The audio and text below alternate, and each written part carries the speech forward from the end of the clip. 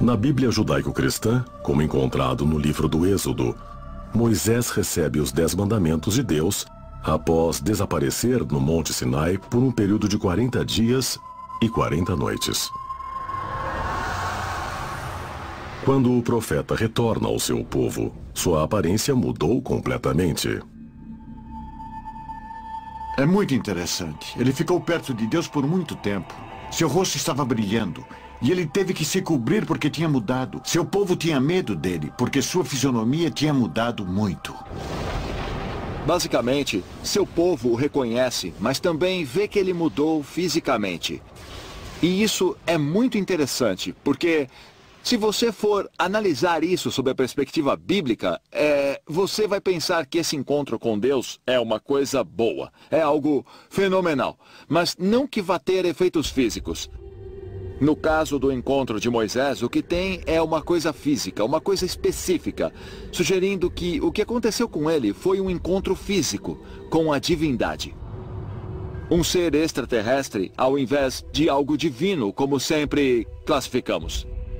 Se virmos isso sob o contexto atual das histórias de abdução alienígena, Deus, na verdade, desceu do céu em um tipo de OVNI. Ele foi levado a bordo de um OVNI e retido por 40 dias. E daí voltou. Acho que se olharmos isso sob esse contexto, vamos chegar a algo como uma abdução clássica. Será que o livro de Enoque realmente descreve um evento de abdução? Um evento que aconteceu milhares de anos atrás? Se foi assim, a Bíblia pode conter outros exemplos de encontros de extraterrestres com humanos? E esses incríveis contatos imediatos contêm outros, talvez menos benignos, planos alienígenas? Planos que envolvessem o controle de nosso comportamento e abduções psíquicas por outras dimensões.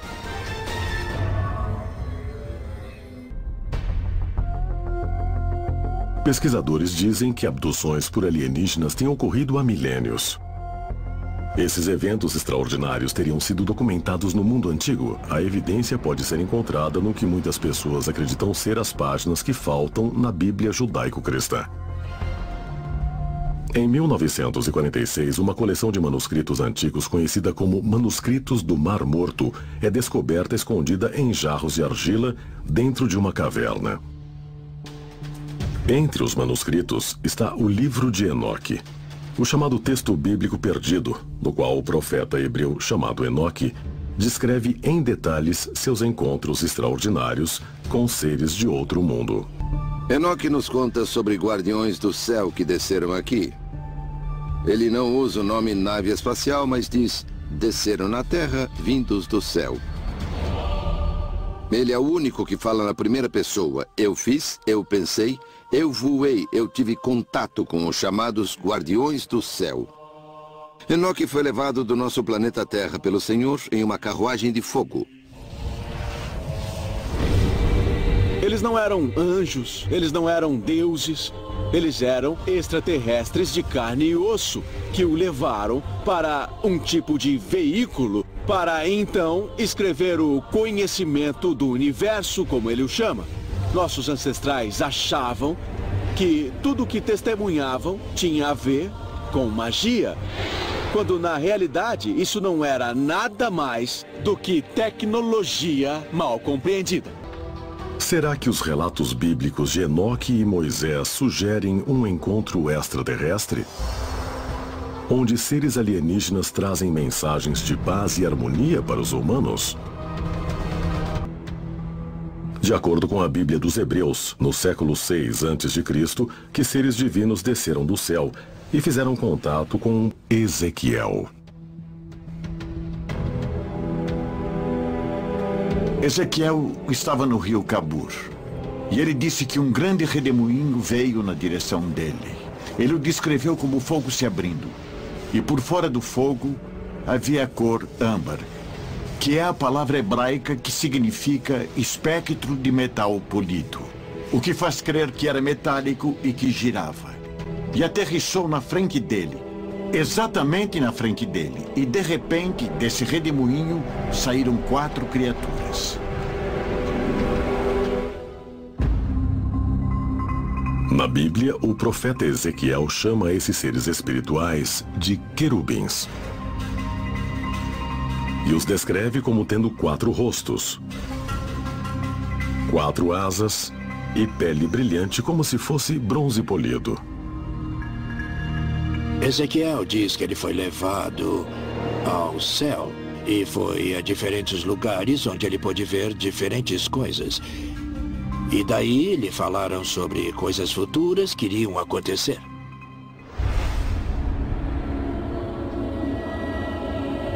Mas o que de fato era esse objeto misterioso que parou na frente de Ezequiel e o levou para o céu?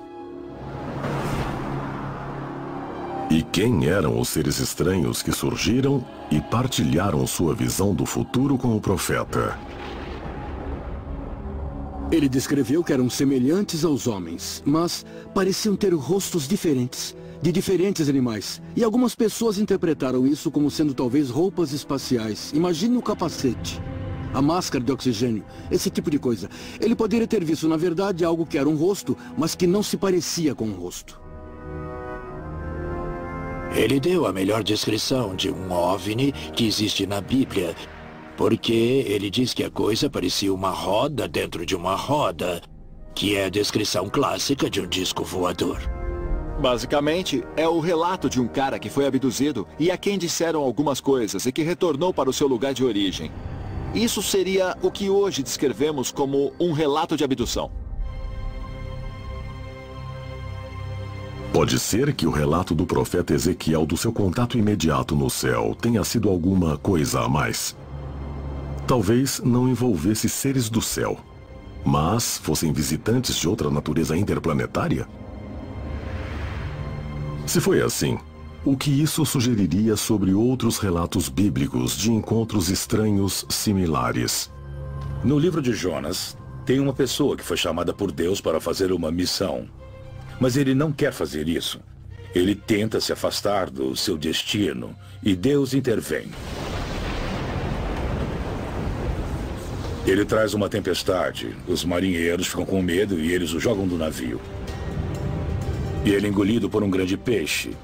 Fica na barriga dele por 3 dias e 3 noites e finalmente é cuspido na praia.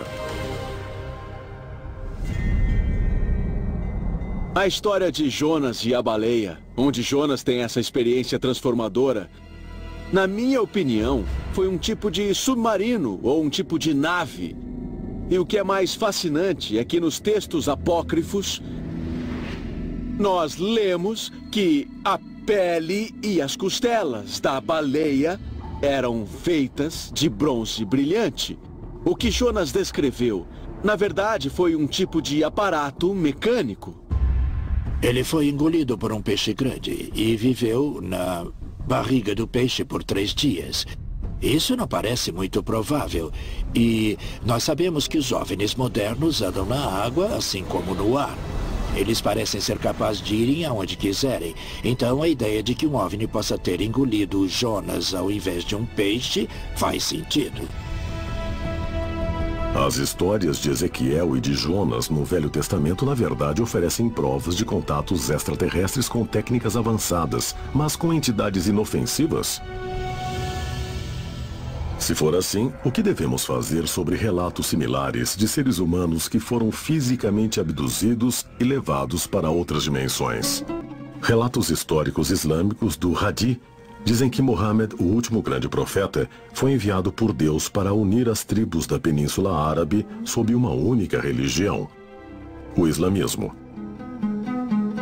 Antes de formar o Islã, Muhammad deve se retirar para uma caverna na montanha, onde ele receberá uma série de revelações de Deus. Muhammad tiraria um período de tempo a cada ano para refletir e rezar em uma caverna nas montanhas próximas.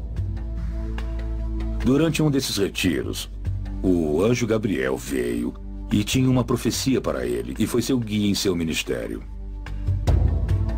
O anjo Gabriel é conhecido no Velho Testamento. Ele faz aparições ali. Ele também anuncia o nascimento de Jesus e João Batista no contexto cristão. Quando ele vai até Muhammad, nós vemos que esse anjo, de repente, torna-se muito mais importante.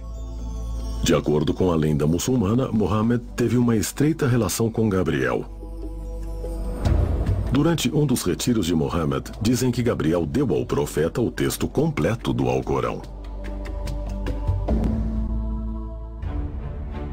No caso de Mohammed, o que nós vemos é que ele fica com ele durante 23 anos. Ele revela o Alcorão para ele.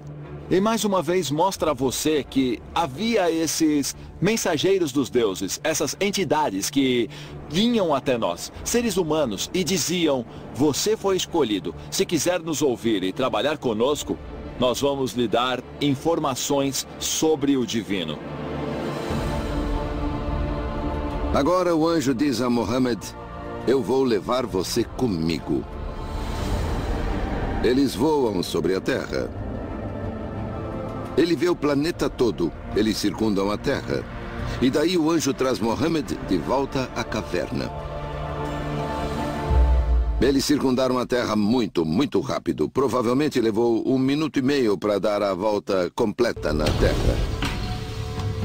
Os pesquisadores apontam para uma interação em particular entre Gabriel e Mohammed quando o profeta sobrevoa a cidade sagrada de Meca, na direção de Jerusalém. O anjo Gabriel veio a Mohammed com uma criatura, um cavalo alado, o Burak, que era capaz de levá-lo voando até Jerusalém para a chamada mesquita mais distante. E lá ficaram meditando por algum tempo. E daí, após um tempo de visitação, ele foi para o céu e foi capaz de visitar os profetas Abraão e Moisés, Jesus e Yahvé e Alá, e o próprio Deus também. E recebeu informações e inspiração. Daí voltou do céu para Jerusalém. E de lá foi para Meca, completamente inspirado por seus conhecimentos. É dito que ele foi de Meca para Jerusalém em uma única noite. Isso é impossível fisicamente, não pode ser. Ao invés de aceitarmos isso alegoricamente, se tomarmos literalmente, na verdade nós temos as ferramentas e a explicação de como isso teria sido possível. Nós diríamos que ele fez isso com a ajuda do anjo Gabriel. Essa história pode descrever uma abdução física onde Mohammed foi levado para outras dimensões pelo anjo Gabriel, inclusive o céu? Pode ter mais coisas aqui do que um relato mal interpretado? Os teóricos do antigo astronauta dizem que a resposta é sim. E dizem que a evidência é encontrada no misterioso desaparecimento da documentação